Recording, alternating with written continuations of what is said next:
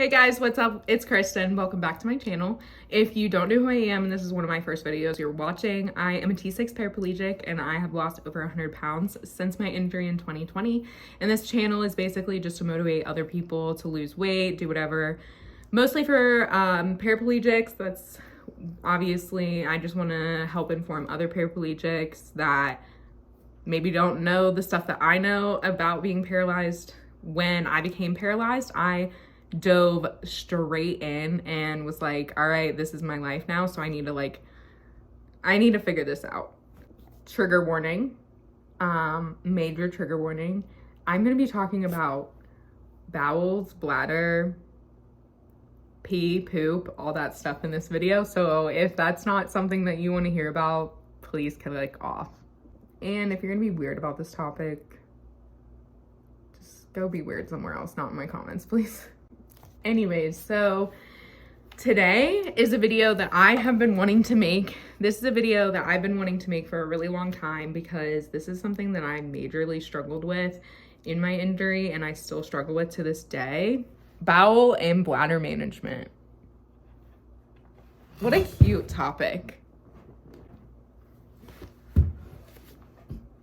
Gotta cross my legs for this one.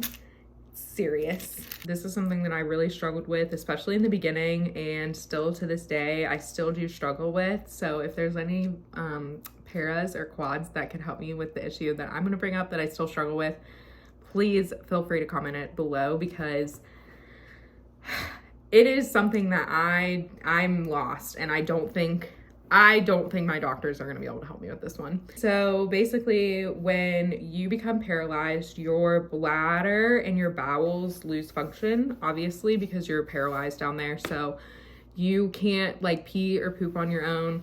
You learn how to do all that stuff in rehab. So in rehab, they teach you that you're going to have to catheterize. Most people do. Some people actually gain the ability to pee on their own again and not to be able to walk. That's actually happened. I've seen that like a lot.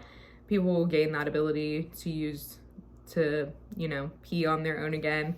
Unfortunately, I did not. So I do intermediate cath. There's intermediate cathing or a Foley cath. A Foley cath is where it's in you at all times and you kind of just like have a bag.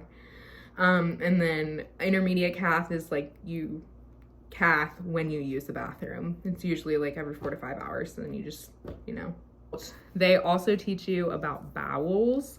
So bowels are so weird. Basically, your body can still process food and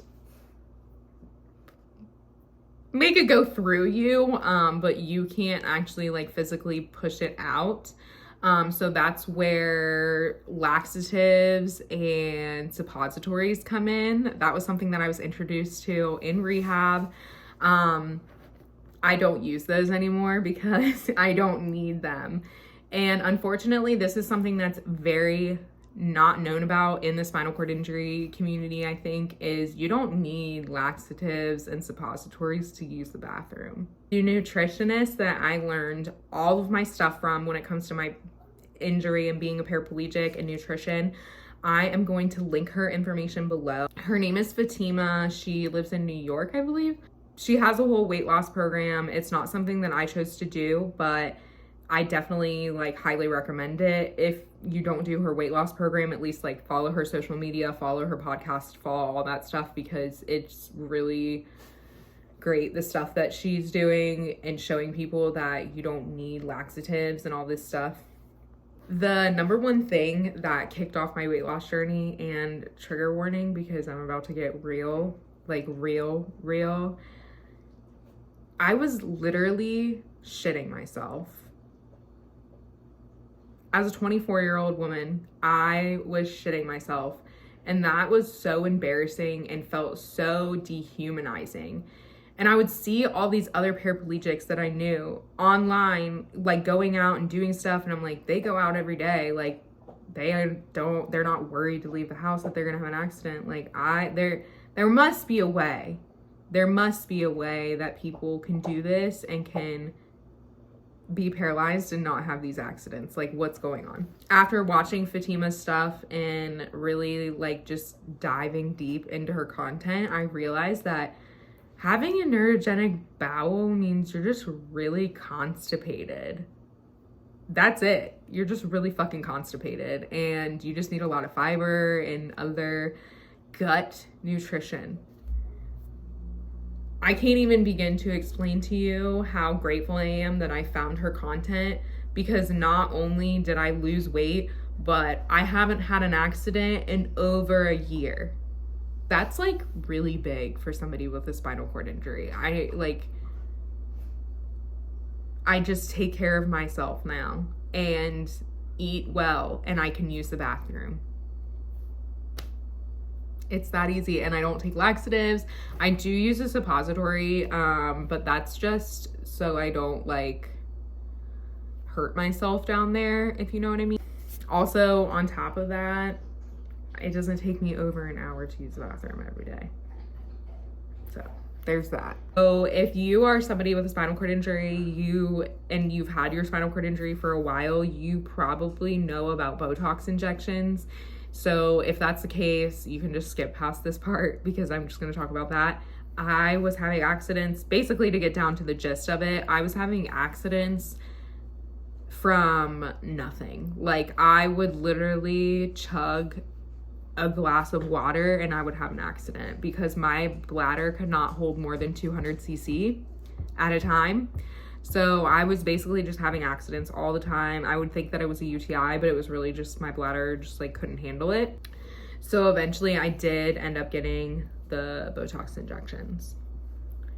Another major issue that a lot of paraplegics run across, and this is my current issue, this is an ongoing issue for me, that if I had some kind of relief, I would be forever grateful. To me, like sometimes, some days, like I'd rather have that over walking. Most days, to be honest with you, I would rather have a solution to this issue than I would rather walk.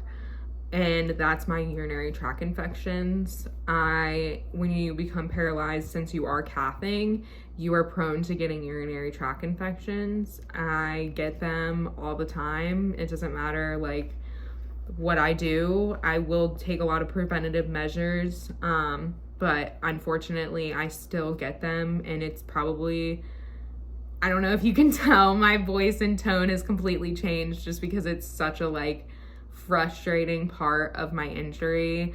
I can get past so many things in my injury. I can get past, like, literally, I can get past a lot in my injury, but I can't emotionally at times get past this, just because it does cause me to have incontinence. And when you're 26, 27 years old and you're literally uncontrollably peeing on yourself, like, it's kind of frustrating. Like, I obviously don't have that issue all the time. It's only when I have a urinary tract infection and I'm not on medication. But that's another issue, is like I can't just keep taking these medications for the rest of my life, because eventually they won't have an antibiotic they can give me.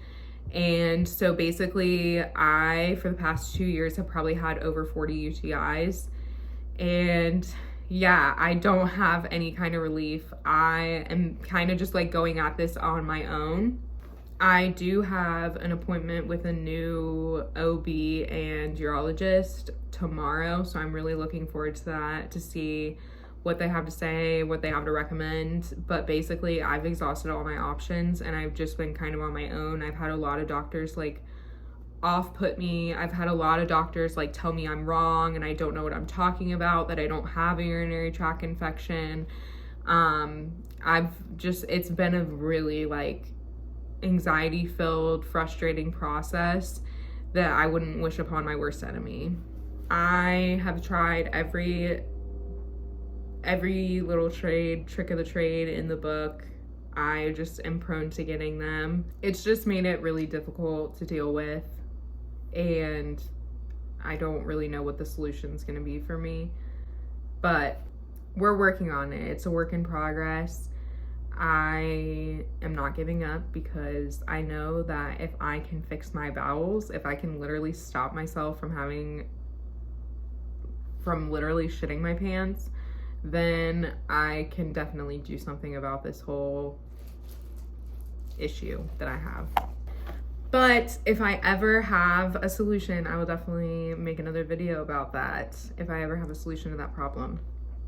But yeah, I just wanted to make this video because I think that there's a lot of like misconception in the spinal cord injury community on how you can take care of your body. And this is a major issue that people run across in spinal cord injury.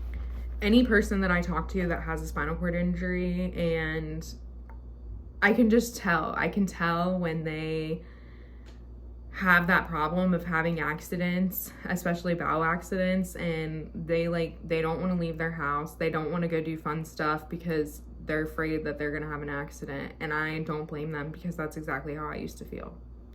It's going to take you getting fed up with dealing with that enough times for you to finally do something about it.